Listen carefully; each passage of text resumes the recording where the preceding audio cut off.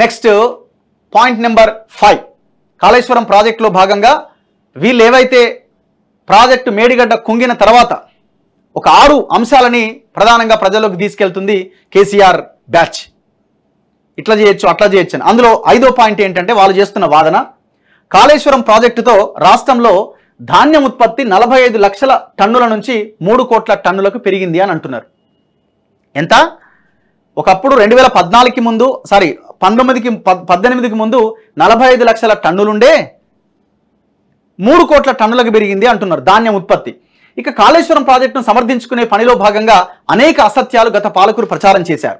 రాష్ట్రం ఏర్పడ్డప్పుడు ధాన్యం ఉత్పత్తి 45 లక్షల టన్నులు ఉండేదని, 2023 నాటికి అది 3 కోట్ల టన్నులకు చేరిందని, ప్రస్తుతం పంజాబ్ రాష్ట్రాన్ని దాటి దేశంలోనే తెలంగాణ నెంబర్ 1 స్థానానికి చేరుకున్నామని, ఇదంతా కాళేశ్వరం ప్రాజెక్టు వల్ల సాధించిన ఘనతే అని గత పాలకులు పెద్ద ఎత్తున ప్రచారం చేశారు.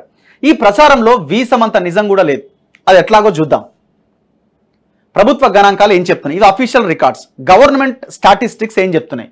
తెలంగాణ ప్రభుత్వం 2014-15 సంవత్సరానికి గాను ప్రచురించిన agricultural statistics at a glance report ప్రకారంగా 2013-14లో తెలంగాణ ప్రాంతంలో ధాన్యం ఉత్పత్తి 106.86 లక్షల టన్నులు.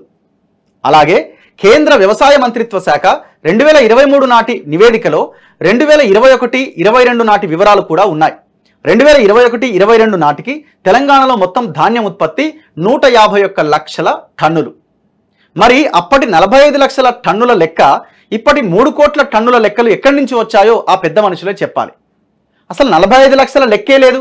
2013-14కి ముందు 106 లక్షల టన్నులు ధాన్యం ఉత్పత్తి ఉన్నది. కాళేశ్వరం కట్టిన తర్వాత 2023 నివేదిక ఏం చెప్తుంది? 151 లక్షల టన్నులు చెప్తుంది. మరి ఏడునే 3 కోట్ల లక్ష టన్నులు ఎక్కడుంది?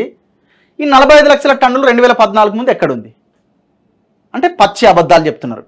రాష్ట్రం ఏర్పడిన నాటికి ధాన్యం ఉత్పత్తిలో దేశంలో తెలంగాణ స్థానం 10వ స్థానం. ఏది? ధాన్యం ఉత్పత్తిలో. 2022లో తెలంగాణ స్థానం 9. ఏం మారింది? పంజాబ్ స్థానం 2. మనం పంజాబ్ కంటే ముందే ఉన్నామని చెప్పుకున్నారు ఈ దొంగలు. తెలంగాణ వచ్చిన తర్వాత అద్భుతమైన ప్రగతి, దేశంలోనే నెంబర్ 1, పంజాబ్ను దాటేశామంటూ గత పాలకులు చేసిన ప్రచారం అంతా బూటకమని తెలిసిపోతుంది. ఇక పెరిగిన ధాన్యం ఉత్పత్తిలో కాళేశ్వరం పాత్ర ఎంత? ఇది కూడా చేయాలి కదా. ఇప్పుడు ఇక్కడ ఎంత? 106 లక్షల టన్నుల నుంచి 151 లక్షల టన్నులకు పెరిగింది. అంటే ఎంత పెరిగింది? దగ్గర ఒక 40 లక్షల టన్నులు పెరిగింది. మరి ఈ టన్నులు పెరగడానికి కారణం ఏంటి? కాళేశ్వరం పాత్ర ఏమైనా ఉన్నదా? ఒకసారి చూడండి. కాళేశ్వరం ప్రాజెక్టు మేడిగడ్డ నుంచి గత 5 సంవత్సరాల్లో ఎత్తిపోసిన నీళ్ళు ఎంత? 160 టీఎంసీలు. ఎంత? 160 టీఎంసీలు. మేడిగడ్డ నుంచి ఎత్తడం మొదలై అన్నారం, సుందిల్లా దాటుకొని ఎల్లంపల్లి రిజర్వాయర్ను చేరుకోగానే పైనుంచి గోదావరి వరద మొదలయ్యేది. అర్థమైంది కదా? Very clear. ఇక్కడ ఏం జరిగేదంటే ఇప్పుడు సార్ ఏం చేసేది? ఈడ మేడిగడ్డ దగ్గర ఈ నుంచి ఎత్తిపోయాగానే అన్నారం పోయాలి, అన్నారం నుంచి సుందిల్ల పోయాలి, సుందిల్ల బ్యారేజ్ పోసిన తర్వాత ఎల్లంపల్లి రిజర్వాయర్లో పోయాలి. ఈ ఎల్లంపల్లి రిజర్వాయర్ పోసిన తర్వాత ఇది గోదావరి కదా, ఈ గోదావరి నుంచి వరద విపరీతంగా వచ్చేది వర్షాకాలం వరదల సమయంలో. ఈ శ్రీరామ్ సాగర్ ప్రాజెక్టు నిండిపోయి, ఇక్కడ కడెం నిండిపోయి, ఇక్కడ నుంచి ఎల్లంపల్లి ఫుల్ అయిపోయి ఈ వరద ఇట్లా కొట్టుకుంటూ వచ్చేది. ఈయన ఎత్తిపోసిన కదా ఇక్కడికి, ఈ నీళ్ళకి వచ్చేవి ఇక్కడ నుంచి వరద వచ్చేది. అప్పుడు ఏం చేయాలి? మరి అప్పుడు ఏం చేయాలా? మళ్ళీ ఈడ గేట్లు ఓపెన్ చేయాలి. ఏది? సుందిల ఓపెన్ చేయాలా, అన్నారం ఓపెన్ చేయాలా, మేడిగడ్డ ఓపెన్ చేయాలి. ఈ ఎత్తిపోసిన నీళ్ళు ఇళ్ళకి రాగానే ఇటు నుంచి వరద రాగానే సర్రన పోయి మళ్ళీ పోయి గోదావరిలో పడతాయి. 160 టీఎంసీలు ఎత్తిపోసిండు. అట్లా ఎప్పటికి చూడండి ఎంత ఎత్తిపోసిండు? 160 టీఎంసీలు ఎత్తిపోసిండు. ఈ ఎల్లంపల్లి రిజర్వాయర్ను చేరుకోగానే పైనుంచి గోదావరి వరద మొదలయ్యేది. మహారాష్ట్రలో వరదలకు పైన ఉన్న శ్రీరామ్ సాగర్ ప్రాజెక్టు నిండి వరద నీరు ఎల్లంపల్లిని చేరేది. అంటే ఎప్పటిదాకా ఎత్తిన నీరంతా వృధా, అంతే కదా? అంటే ఎత్తిన నీళ్లు మళ్ళీ వెనక్కి తిప్పిండు. అందుకే ఇది ఎత్తిపోతల కాదనని తిప్పిపోతల అని చెప్పారు. ఇలా ప్రతి ఏటా మేడిగడ్డ నుంచి నీటిని ఎత్తడం, పైనుంచి వరద రాగానే తిప్పిపోయడం ఒక నిత్యకృత్యం అయిపోయింది ప్రతి ఇయర్. అంటే కాళేశ్వరం ప్రాజెక్టు ఎత్తిపోతల పథకం కాదు, తిప్పిపోతల పథకం అని 2018లోనే టీజేఏసీ చెప్పింది. ఇగో ఆ పుస్తకమే ఇది. వాళ్ళు ఆనాడే చెప్పారు, 2018లో చెప్పారు ఎత్తిపోతల తిప్పిపోతల అని. ఈ 5 సంవత్సరాల్లో మొత్తం ఎత్తిన నీళ్లలో తిరిగి నదిలోకి తిప్పిపోసిన నీరు కనీసం 60 టీఎంసీలు. అంటే 160 టీఎంసీలు ఎత్తిపోస్తే 60 టీఎంసీల నీళ్లు మాత్రమే ఉపయోగపడ్డది. మిగతా 100 టీఎంసీలు పోయి గోదావరిలో గంగలో కలిసింది. మరి ఆ 100 టీఎంసీలకి ప్లస్ 20 టీఎంసీలకైనా కరెంటు బిల్లు ఎంత? వేల కోట్ల రూపాయల కరెంటు బిల్లు ఖర్చయింది. ఆవిరి నష్టాలను పరిగణలోకి తీసుకోకుండా మిగిలినవి 100 టీఎంసీలు మాత్రమే. అంటే ఏంటి ఆవిరి నష్టాలు అంటే? ఇప్పుడు గ్లాస్ తీసుకుపోయి మనం ఎండలో పెడతాం, గ్లాసులు ఎండ నీళ్ళు నింపి తెల్లారి వరకు ఉంటాయా? ఆవిరి అవుతావు కదా. అట్లా ఈ ప్రాజెక్టులో రిజర్వాయర్లో కూడా నీళ్ళు ఆవిరి అవుతూ ఉంటాయి. సో ఆ నష్టాలన్నింటినీ పరిగణలోకి తీసుకోకుండా మిగిలినవి 100 టీఎంసీలు మాత్రమే. అంటే ఈ మిగిలిన నీరు మొత్తం పొలాలకు చేరలేదు. అన్నపూర్ణ, రంగనాయక సాగరు, మల్లన్న సాగరు, కొండపోచమ్మ సాగర్ లాంటి రిజర్వాయర్లలో సుమారు 25 టీఎంసీల నీటిని నిల్వ ఉంచారు. అంటే అట్లా స్టోరేజ్ అయి ఉన్నాయి. మల్లన్న సాగర్లో 10 టీఎంసీలు, అందులో 5 టీఎంసీలు అట్లా. అంటే ఈ 5 సంవత్సరాల్లో సాగుకు ఉపయోగించిన కాళేశ్వరం నీళ్లు సుమారు 75 టీఎంసీలు. అంటే ఇప్పుడు ఇదేమో 20 టీఎంసీలు ఏమో వెనక్కి పోయినాయి, సముద్రంలో కలిసినాయి.